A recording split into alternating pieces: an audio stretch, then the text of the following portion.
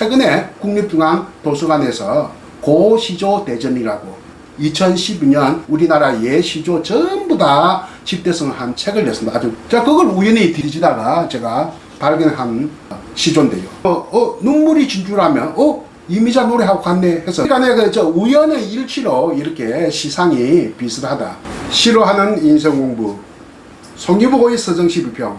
안녕하십니까, 송희복입니다.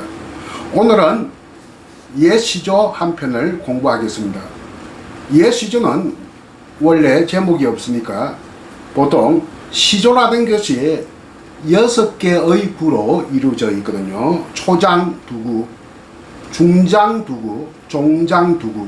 그러니까 제1구를 보통 제목으로 삼는 것이 관례입니다.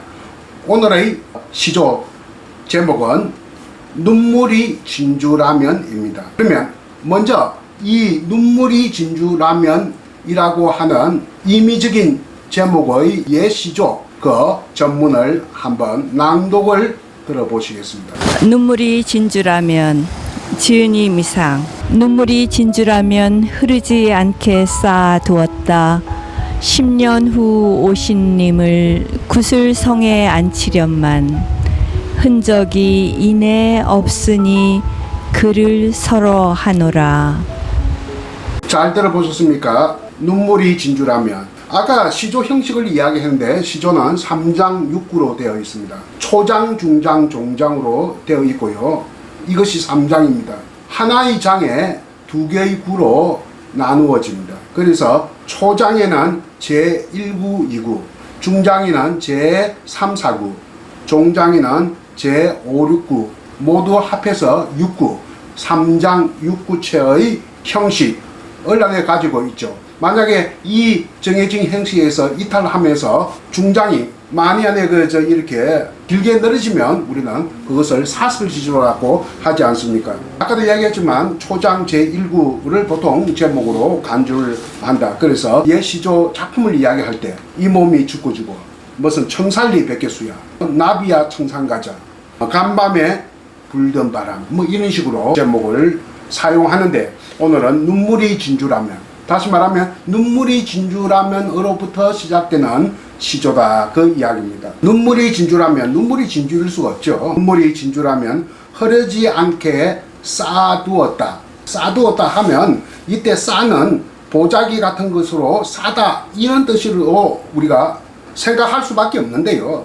그런데 중장에 있는 내용을 미루어 본다면 이때 싸는 사다 할 때 어간 싸가 아니라 샀다의 아라고 하는 어비형을 결합한 싸의 준말로 봐야 됩니다. 아주 독특한 표현이죠. 왜 그러냐 하면 중장을 보면 그 내용을 짐작할 수 있습니다. 10년 후에 오신 님, 여기에서 보니까 이 시의 화자는 여성이다, 남자가 아니고 10년 후에 오신 님을 구설성에 앉히련만. 구설은 바로 아까 말한 진주하고 같은 개념입니다. 성이라고 했으니까 이 성이 무엇이겠느냐? 성은 돌로 쌓아두면 성이 됩니다. 이때는 진주 구슬로 쌓아두니까 흘러가지 않도록 돌돌돌돌 굴려서 흘러가지 않도록 하나하나 이렇게 위로 쌓아두니까 진주 구슬로 된 성이 되는 것이죠. 그러니까 앞에 흐르지 않게 쌓아두었다 하는 것은 보자기 같은 것으로 쌓아두었다는 뜻이 아니라 하나하나 차곡차곡 차곡차곡 쌓아두었다. 마치 성처럼 그 이야기가 되겠습니다. 흔적이 이내 없으니, 그 옛날 우리 옛 그 본문에는 흔적이란 말보다는 자취가 더 많이 썼던 것 같은데요. 여기에 흔적이란 말이 나오네요. 그럼 흔적이란 말은 한자인데 근대에 생긴 말이 아니라 옛날부터 존재했던 명사다, 이렇게 생각하면 되겠네요. 흔적이 이내 없으니, 이내 없다, 이것은 뜻이 대체로 두 가지로 봐야 되겠습니다. 눈물이 금세 말라버린데 말라버리니, 이런 뜻으로 보는 것이 첫 번째고요. 또 하나는 무엇이냐 하면 10년 후에 오신 님을 구설성에 앉히련만 하는 내용을 봐서 현실적으로 님은 오지 않았지만 님이 마치 온 것처럼 생각을 하기 때문에 앉아있는 님에 대한 환각이 순식간에 사라져 버리기 때문에 그게 바로 흔적이 이미 없으니 이렇게 뜻으로도 해석이 됩니다. 첫째는 눈물이 금세 말라 버림이, 둘째는 앉아있는 님에 대한 감각이 순식간에 사라져 버리니 그를 서러워하노라. 그것이 뭡니까? 갑자기 사라진 것을 요즘 말로 하면 서러워하노라 한다, 이렇게 이야기를 하고 있습니다. 이 서러움은 순식간에 소멸되는 것에 대한 서러움이다, 이렇게 보면 되겠습니다. 이어령 선생은 요즘 만에 병고를 겪고 계신데 이런 말을 했어요. 최근에 눈물은 지청의 하석으로 남지 않는 것 중에서 몇 가지 되지 않는 것의 하나다, 이런 말을 최근에 어떤 글에서 남겼거든요. 참 역시 참 대단한 상상력의 소유자다. 눈물은 화석으로 남지 않는다. 그래서 남을 위해 흘리는 눈물은 그것만큼만의 가치로운 것이 없다, 이런 이야기를 하고 있습니다. 이어령 선생의 이 얘기를 우리가 염두에 두고 한번 보면 여기에서 여성 화자는 아무래도 소박대기 여인 같네요. 한 남자로부터 버림받은 여인 같습니다. 자기가 흘리는 눈물, 엄청나게 눈물을 지금 흘리고 있는데 이것이 만약에 진주라면 어떻겠느냐 하는 불가능한 현실에 대한 상상력을 발휘하고 있지 않습니까? 그러면 이 시조의 화자인 여성은 남을 위해 흘리는 눈물인가, 자기 자신을 위해 흘린 눈물인가? 이때 남은 님입니다. 이 시에서 나타나는 오실님이 되겠어요. 남편이라도 좋고 연인이라도 해도 좋겠습니다. 어느 쪽에 남을 위한 눈물일까요? 자기 자신을 위한 눈물일까요? 이 두 가지 다 포함된다고 저는 봐요. 남을 위한, 그러니까 사랑하는 님을 위한 눈물이면 자기 희생을 안에 지금 보여주는 것이라고 할 수 있겠고, 자기 자신을 위한 눈물이면 자기 탄식, 줄임말로 자탄이라고도 하죠. 이 노래는 일종의 자탄가다, 자기 탄식의 노래이다. 자신의 운명을 넋두리 하고 있는 노래다. 자기 운명을 넋두리 하면서 푸념하면서 눈물을 흘리고 있다. 자기 자신을 위한 것이다. 어느 쪽에도 다 해당한다고 볼 수 있겠네요. 그러면 왜 오늘 제가 눈물이 진주라면이라고 하는, 어떻게 보면 좀 평범하기 짝이 없는 이 시조를 가지고 강의 내용으로 삼아냈냐 하는 겁니다. 제 하고 싶은 이야기는 지금부터 시작됩니다. 눈물이 진주라면 하는 이것은 대중가요도 있거든요. 1978년 좀 세월이 흘렸죠. 박춘석 작곡의 이미자 노래의 눈물이 진주라면이라는 노래가 있습니다. 눈물이 진주라면 이렇게 시작되는 노래말인데, 작사자는 김양화라고 하는 전문 작사자인데요. 부산 MBC에서 약 40년 동안 PD로, 그러니까 연예 프로그램 PD로 활동했던 분이고 또 전문 작사자입니다. 이분이 이것을 작사를 했는데요. 눈물이 진주라면 행여나 말을 세라, 행여나 말을가 두려워서 방울방울 엮어서 그님 오실 그날에 진주방석 만들 것을, 지금은 눈물도 다 흘러서 흔적만 남아있네.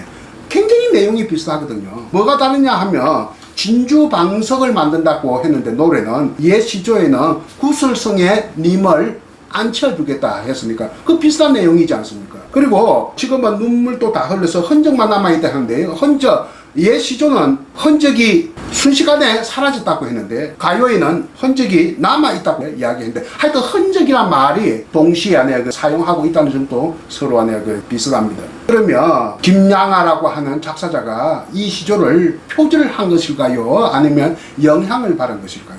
표절도 아니고 영향도 아니고 우연이라고 저는 봅니다. 왜냐하면 이 시조는 아는 사람이 거의 없습니다. 저는 어떻게 알았느냐? 최근에 국립중앙도서관에서 고시조 대전이라고 2012년 국문학자 김형규 외 많은 국문학자가 동원되어 가지고 장기간 동안 우리나라 예시조 전부 다 집대성한 책을 냈습니다. 아주 좀 두꺼운 책으로요. 그래서 수만 편 되는 시조를 모아가지고 두꺼운 책 한 권속에 담아놨는데 이 작업도 아주 굉장히 오래 걸린 것 같습니다. 자, 그걸 우연히 뒤지다가 제가 발견한 시조인데요. 눈물이 진주라면 이미자 노래하고 같네 해서 제가 유심히 보고 뺏겨왔습니다. 뺏겨와서 또 집에 와서 가사 내용과 비교해 보니까 내용이 비슷하거든요. 그러니까 이 국문학자를 또 모르는 이 옛 시조인데 78년이면 꽤 시간이 지나지 않았습니까? 그때 작사자 김양아 씨가 어떻게 알았겠느냐 하는 겁니다. 그 당시에 뭐 정병욱, 신재환 선생이 만든 무슨 애시조 뭐 사전이니 뭐 이런 시조를 옛날 시조를 모아놓은 책은 있지만 이것은 포함되지 않았을 겁니다. 정병욱 선생의 시조 사전에는 없는 것을 제가 확인했고요. 신재환 선생은 제가 가지고 있지 않아서 분명히 이게 포함되지 않았을 겁니다. 그러니까 우연의 일치로 시상이 비슷하다. 그래서 표절도 아니고 영향도 아니라고 저는 봅니다. 아주 좀 재미있는 현상이다. 가수 이미자 씨의 노래가 한 50편 이상 된다 하죠. 그 중에서 한 20편 정도 일생의 그 데뷔작을 선정해서 하나의 CD로 담는다면 그 데뷔작 중에 하나에 포함될 수 있는 것이 눈물이 진주라면입니다. 전성기로부터 조금 안에 떨어진, 주로 전성기는 60년대가 전성기고 70년대 초까지 전성기인데 그 20편은 그러니까 선생님이 그냥 생각하시는 20편. 그렇습니다. 그런데 한번 20편 안에는 대표작으로 꼽힐 수 있는 가사 때문에 그러신 건가요? 가사도 좋고 노래도 좋아요. 눈물이 진주라면 눈물이 진주라면